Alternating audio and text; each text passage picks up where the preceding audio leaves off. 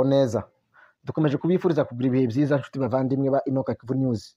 Mwe mukurikira ibiganiro byacu, mugakora subscribe, mugakora share, comment ndetse na like. Ndetse natwe tukarushirizaho kubategurira amakuru y'umwimerere, amakuru udashobora gusanga ku bindi binyamakuru usibye kuri Inoka Kivu News. Kaze rero ku makuru yiriwe avugwa mu binyamakuru bitandukanye. Reka rero update yacu tuyihere muri Beni. Mugwa mukuru wa Beni Bunia haravugwaho ubwoba bw'uko M23 yabisatira kwinjira muri Bunia. Nkuko tubikesha General Major Nyembo ukuriye kariya gace yatangaje ko M23 iri hafi imusatira Bunia hariya muri Beni. Ibingibi rero yabitangaje nyuma yaho ba M23 ikomeje amaoperasiyo yerekeza muri biriya bice, akaba asaba abaturage ngo bifatanye barwanye ubise umwanzi M23. Ibi nanone arabitangarizaho nyuma yaho hariya havutse umutwe wita Super Zaire urwanya igisirikare cya FARDC. Akavuga ko izi ngabo za M23 ngo ziri gukora ibishoboka byose ngo bagere muri ya bice bahuze n'uyu mutwe wa Super Zaire urwanya FARDC. Naho hariya mu bice bya Masisi nuko hari umujenerali, hari wita umukoroneri muri FDLR wafashwe matekwa n'ingabo za M23. Uwita Koroneli Bishashule Leonard yafashwe n'ingabo za M23. Naho amakuru aturuka muri Sud Kivu na ingabo za FARDC zikomeje gukorera abaturage b'abanyamurenge akarengane zibafunga. Kuwa gatandatu ku minsi 16 z'uku kwezi bafashe umudamu bita Nyabera bamwonkora uruhinja baramufunga bamuziza akarengane. Muza bamujije rero baramushinja ngo kuba acuruza imbunda. Tubibutse ko uyu mudamu ari umudamu wo mu nzu y'abadahurwa muka Sostene rero nawe akaba afungiwe Kinshasa, afungiwe muri Demiape, akaba amaze ikintu c'umwaka afungiwe hariya mugwa mukuru Kinshasa hamwe n'umudamu wiwe mukuru. Tukiri ku makuru avugwa muri Sud Kivu mu bice bya Rurambo nuko havugwa FDLR nyinshi ndetse na FARDC ngo baritegura mu buryo bukomeye kugaba ibitero ku banyamurenge batwirwaneho. Amakuru atugeraho aremeza ko bakomeje kwegeranya intwaro aho bitegura kugaba ibitero umwanya wari wose hariya havuka imirwano. Naho andi makuru atugeraho kuva mu muco hagati nuko muri ijoro ryakeye ku Kabara hanyazwe inka z'abanyamurenge zikaba zanyazwe na Mayimayi, ndetse birakekwa ko harimo ingabo z'abarundi z'imbonerakure.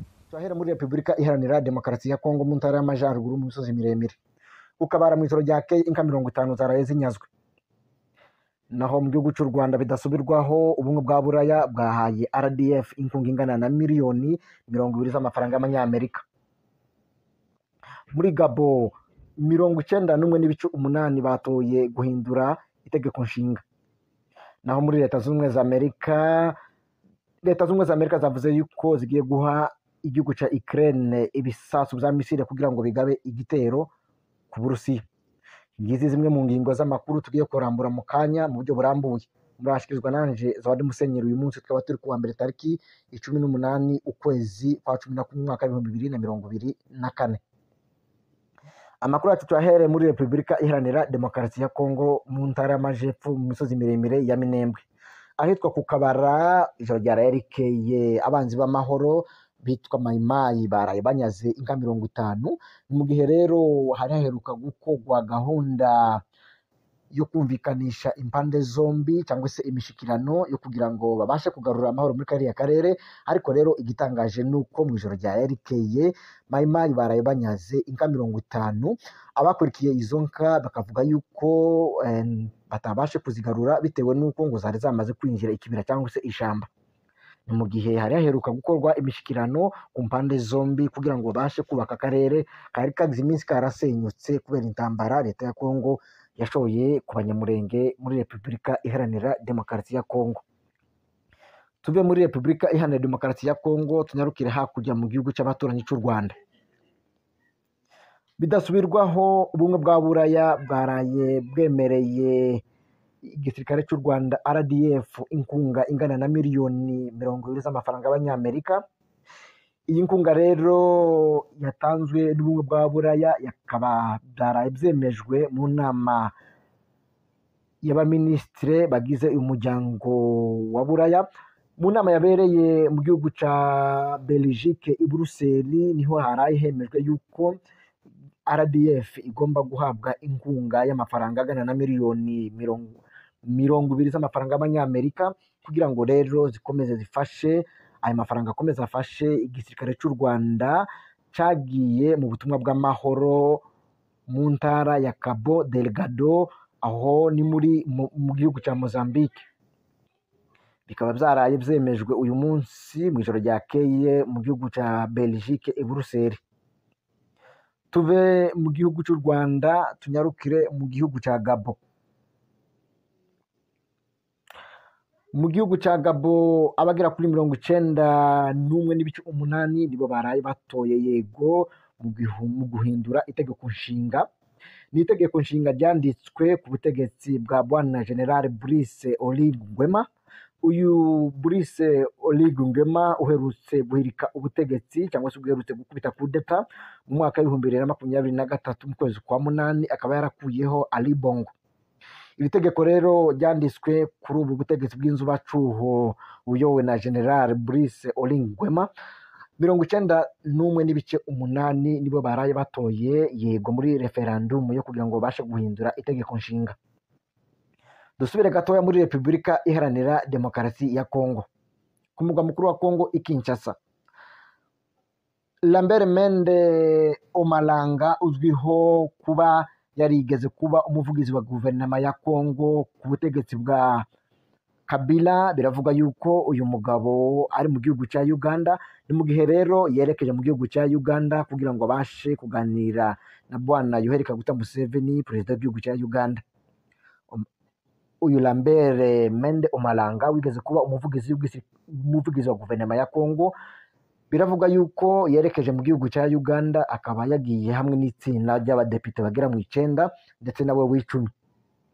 Bamaze kugerayo rero ngo babanje kubonana n'abandi badepite barimo ndetse n'itsinda ry'abaminisitiri b'ububanyi n'amahanga mu gihugu cya Uganda, mbere yuko baje kubonana na perezida w'igihugu cya Uganda Yoweri Kaguta Museveni. Kongo na Uganda bisanzwe bifitanye umubano mwiza. Ni mu gihe rero uyu mugabo Lambert Mende Omalanga bivuga yuko mu byamujanye mu gihugu cya Uganda kuganira na Yoweri Kaguta Museveni harimo n'ikibazo cy'umutekano ndetse n'ibikorwa by'ubuhahirane ndetse n'ubutwererane hagati y'ibihugu byombi. Igihugu cya Uganda n'igihugu cya Kongo bifitanye umubano mwiza, aho igihugu cya Uganda cyemeye yuko ngo kizofasha imyitozo cyangwa se kizahugura igisirikare cya Kongo mu bijanye n'ibya gisirikare. Tuve muri Kongo tunyarukire muri Leta Zunze Ubumwe za Amerika. Ni naho dusoreza amakuru yacu kuri uyu mugoroba. Leta Zunze Ubumwe za Amerika zaraye zibwiye igihugu cya Ukraine ngo yuko kigiye kubohereza intwaro kugira ngo intwaro ziremereye kugira ngo zibashe kugaba igitero mu gihugu cy'Uburusiya. Leta Zunze Ubumwe za Amerika zari ziyobowe na Joe Biden yavuze yuko ngo mbere yuko ava ku butegetsi mu kwezi kwa mbere azabanza guha igisirikare cya Ukraine ibisasu bya misile kugira ngo bibashe guhanganamo n'igihugu cy'Uburusiya. Mu gihe igihugu cy'Uburusiya bivuga yuko ngo coba cyaroherejwe abasirikare bagera mu 10,000 bava muri Korea y'Amajyaruguru. Uyu mugabo Joe Biden mbere yuko azava ngo ku butegetsi akaba yaremereye rero igihugu cya Ukraine yuko ngo azabaha inkunga y'intwaro za misile kugira ngo babashe kurwana n'igihugu cy'Uburusiya. Joe Biden bivuga yuko ngo ari we bose w'intambara igize igihe iri hagati y'Uburusiya n'igihugu cya Ukraine hafi imyaka 2. Joe Biden rero waraye utsinzwe mu matora atsinzwe na Donald Trump uva mu ishaka ry'abademokrate ry'abarepubulika yavuze yuko ngo Joe Biden ari we ushigikiye intambara iri hagati ya Ukraine ndetse n'igihugu cy'Uburusiya. Joe Biden kandi biravuga yuko ngo ari we wakomeje gutera inkunga igihugu cy'Uburusiya, igihugu cya Ukraine nako kugira ngo bibashe gukomeza guhanganamo n'igihugu cy'Uburusiya mu ntambara bigizemo igihe kirekire. Kuri iyi nkuru rero ya Amerika niho dusoreje amakuru yacu yo kuri uyu mugoroba. Reka tubashimire rero mwebwe mwese mwakomeje kudutega amatwi, tubararikira gukora subscribe, mugakora share, comment ndetse na like.